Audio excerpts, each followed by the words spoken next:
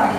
কারণ যে সমাজে সন্তানগুলো খারাপ পথে চলে যাচ্ছে, সেই সন্তানরা যদি ইষ্টনীতি করে তার কোনোদিনও অমঙ্গল আসবে না।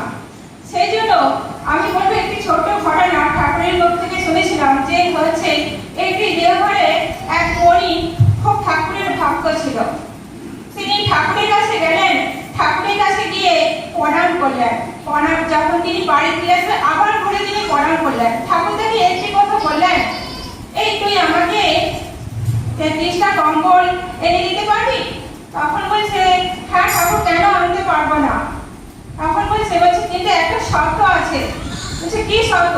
ওই যে 33টা কম্বল নিয়ে আসবি সেটা কিন্তু 33টা ঘরে ভিক্ষা করে তোকে কম্বলগুলো কিন্তু নিয়ে আসতে হবে।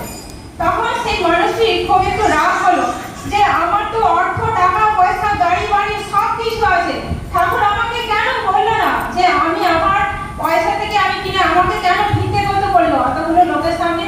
তার খুব কষ্ট হচ্ছিল, কিন্তু ঠাকুরের আদেশ অমান্য তিনি করতে পারেনি। এবার তিনি কি করলেন, 28টা ঘর মানে বলছে যে 6 দিনের মধ্যে আমাকে কিন্তু ওই 33টা কম্বল পৌঁছে দিতে হবে। তখন তিনি কি করলেন, 2 দিন পেরিয়ে হচ্ছে 28টি কম্বল তিনি ভিক্ষা করলেন, কিন্তু 5টি কম্বল তিনি করেননি। আর হাতে তার 4 দিন টাইম ছিল। তিনি কি করলেন, সেই 4 দিনের মধ্যেই তিনি সংসারের কাজে লেগে পড়লেন। সেই 4 দিন তার কেটে যায়।